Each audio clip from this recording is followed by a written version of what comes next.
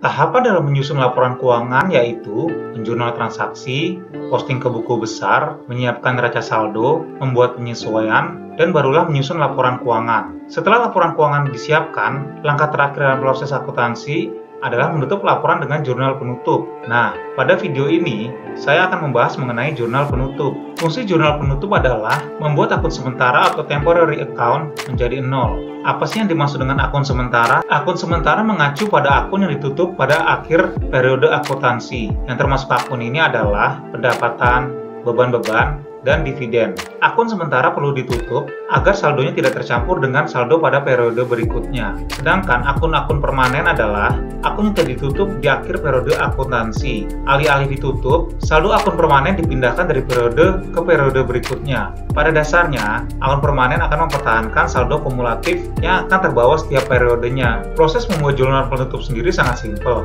yaitu dengan mendebit akun-akun dengan saldo kredit dan mengkredit akun-akun dengan saldo debit terhadap ikhtisar laba rugi. Ikhtisar laba rugi merupakan akun penampungan sementara yang digunakan hanya pada saat menutup suatu periode. Jadi, pendapatan ditutup dengan mendebitnya dan mengkredit ikhtisar laba rugi. Beban ditutup dengan mengkreditnya dan mendebit ikhtisar laba rugi. Selanjutnya, laba bersih dikredit sebagai laba ditahan dan mendebit ikhtisar laba rugi.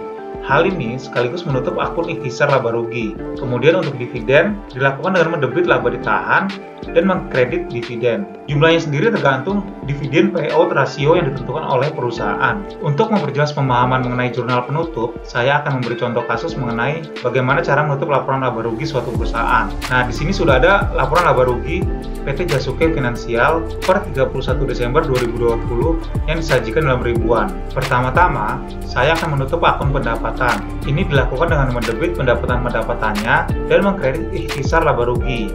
Jumlahnya adalah sebesar 1,1 M. Selanjutnya, akun beban ditutup dengan mengkredit beban gaji, beban sewa, telepon dan internet, serta beban perlengkapan. Masing-masing nilainya sebesar 500 juta, 200 juta, 10 juta, dan 50 juta. Pada jurnal ini, akun ikhtisar laba rugi didebit. Selanjutnya, laba bersih dikredit sebagai laba ditahan dan mendebit ikhtisar laba rugi. Jurnal ini sekaligus menjadikan akun ikhtisar laba rugi menjadi 0. Kemudian, distribusi dividen diambil dari laba ditahan. Asumsikan dividen payout rasionya adalah 50% atau sebesar 170 juta. Maka jurnalnya adalah laba ditahan pada dividen sebesar 170 juta. Nah, ini adalah laporan laba ditahan PT Jasuke Finansial. Jadi, saat perusahaan mengkredit laba ditahan dan menutup ikhtisar laba rugi, maka laba bersih di laba rugi dipindahkan ke laporan laba ditahan sebesar 340 juta. Selanjutnya, saat perusahaan mendistribusikan laba ditahan sebagai dividen atau menjurnal laba ditahan pada dividen,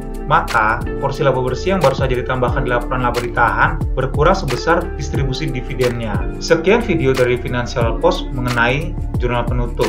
Jika dirasa bermanfaat, please like, subscribe, and share this video. Sampai jumpa di video lainnya.